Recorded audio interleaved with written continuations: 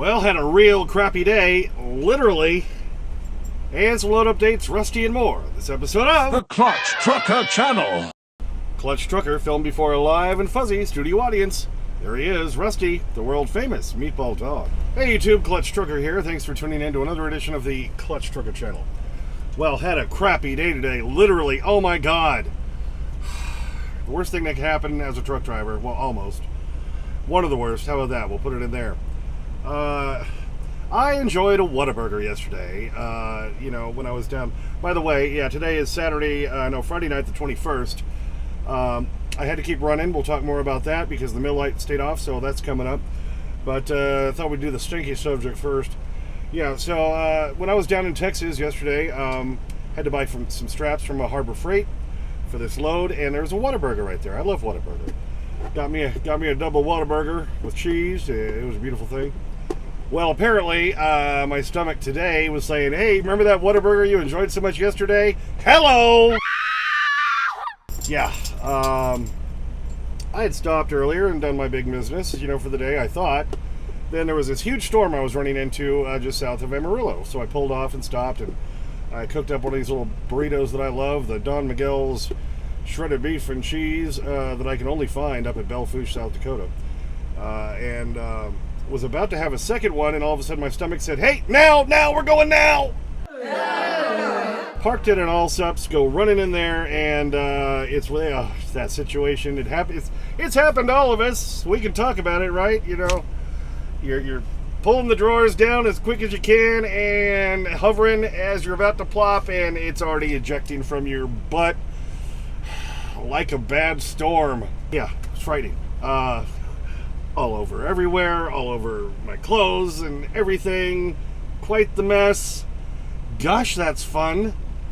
So, needless to say, I cleaned up the best I could in there, but I needed a shower. Of course, there wasn't one available anywhere nearby. Finally got up here to Dumas, or Dumbass, Texas, as I like to call it, to the Loves, and I had to wait like an hour and a half to get my shower because there's only 2 of them here.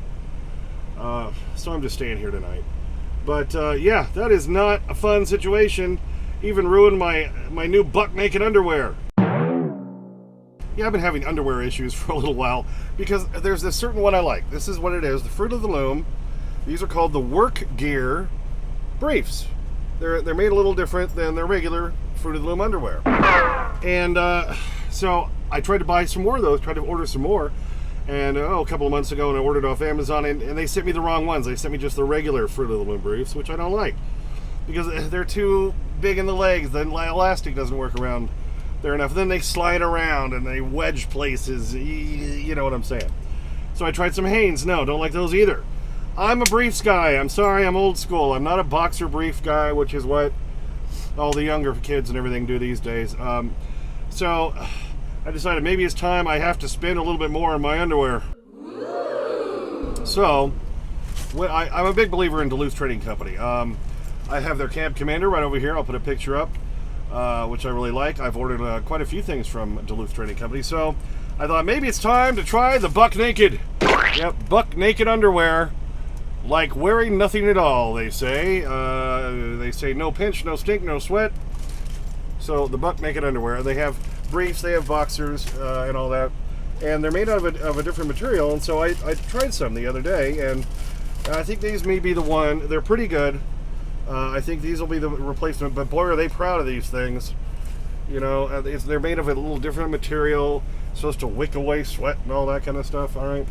So, but, yeah, well, look here on the package, right here, it says, at the bottom, $22.50. Yeah, I didn't pay that.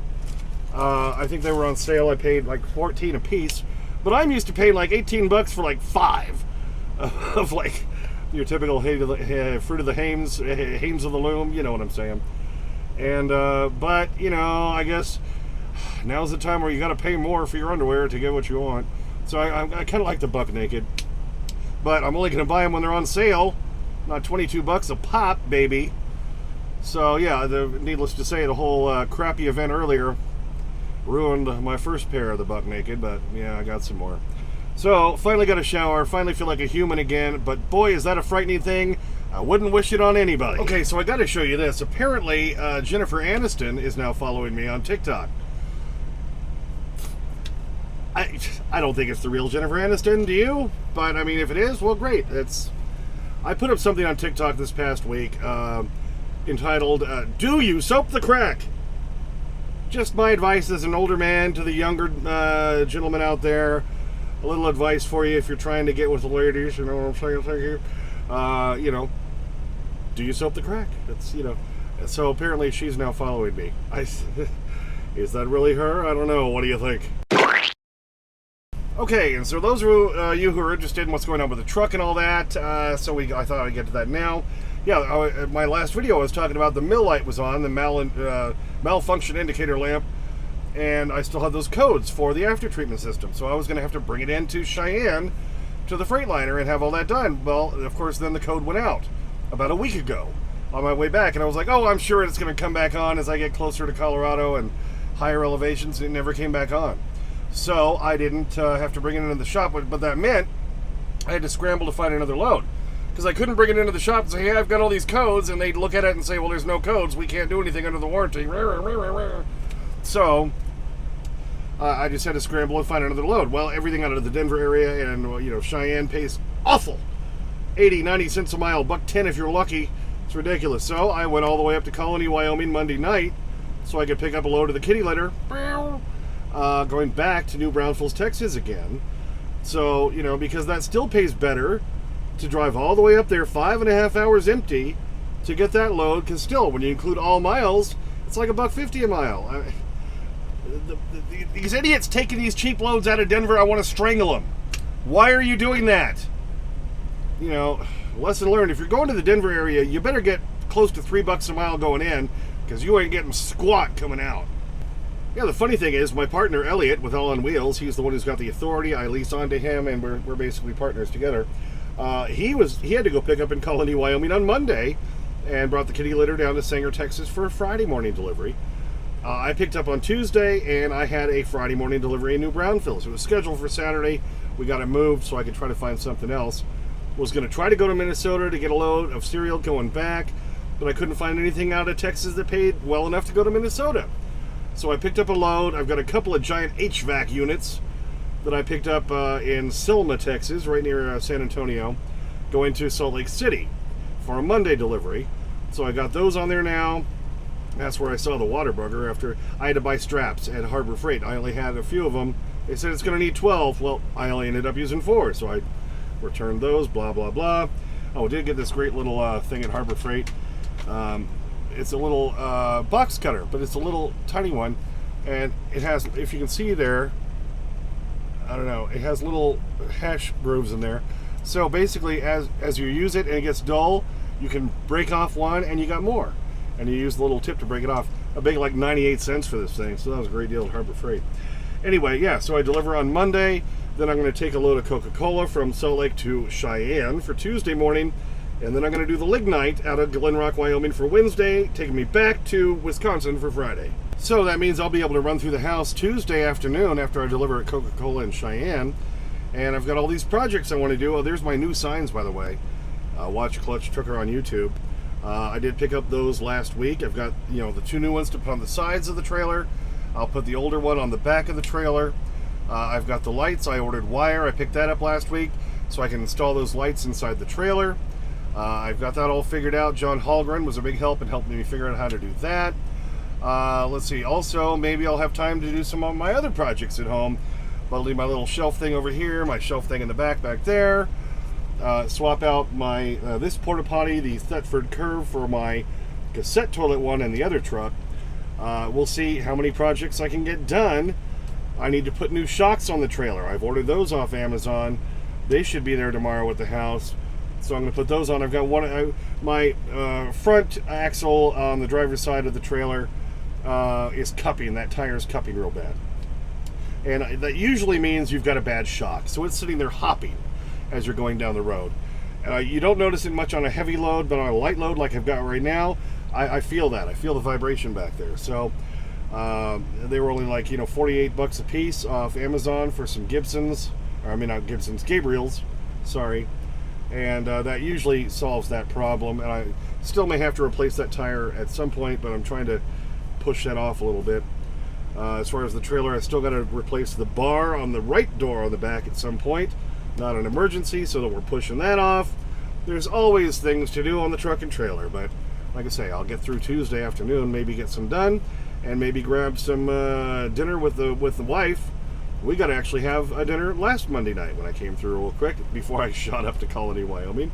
So, you know, that's a little treat. So sorry it's taken me so long to put a video out. I know it's been over a week, but you know, last time I thought I was going to be in the shop, and then had to scramble and get the loads, and been busy with all that, yada yada yada. So throwing this up tonight, and hopefully early to mid next week I'll have some stuff of all of the project stuff I got done on the truck and trailer, and we're just trying to keep making the CT2 here, this truck, a little more comfortable for me, like the CT1 was. And by the way, if you want to buy my old truck, that Coronado, it's up for sale. I did have somebody interested. That kind of stalled out. I haven't heard anything in a few days. But you know, my 2016 Coronado glider, which means it doesn't need ELDs, if that's something you're interested in, just email me at clutchtrucker@gmail.com, and I'll get in touch with you, and we can talk more about that. Well, thanks for tuning in for that one. Yep, just a quick little update. I know they're coming, buddy. They're coming. So you know what's going on, and hopefully we'll have some more interesting stuff next week when I actually have some time at home and can work on some projects. What do you think? Please subscribe. Please like and comment and share and thumbs up and all that, and ring that bell for notifications so you know when the new videos come out. Clutch Trucker on Instagram, Clutch Trucker on TikTok X, Clutch Trucker 5 on TikTok, and as always, sniff that magic YouTube fairy dust. Clutch and Rusty, out. Gale? What is it, little brother? Nathan Jr. just had himself a little old accident. Well, he looks all right to me. No, he had a little accident in his diaper. Oh, well, that's natural. You're being a total spaz, you know that? You know? I know. Come back here. Yeah, they're coming, buddy. They're coming. They're coming. Okay, you ready? You ready? There you go. All over it, like wet on rice, like hair on a gorilla. Loving them begging strips. He's loving them begging strips. Well, all over it tonight. I know it's been a few days since you've had one, so. I see a piece on the floor. You got it? All right, you ready for your second one? Almost. Yeah, there's another piece down there. Yeah, see? Yeah, here's the other one. There you go. And you can get the enjoying the bounty angle here as he finishes up his begging strips. Right, Rusty? See, there's the cough. There's the cough again. That's why my begging strip dog song is accurate. Where I say sometimes he eats too fast and he starts to cough. He's a begging strip dog. All right, Rusty, you got it. Let's get the happy dog look.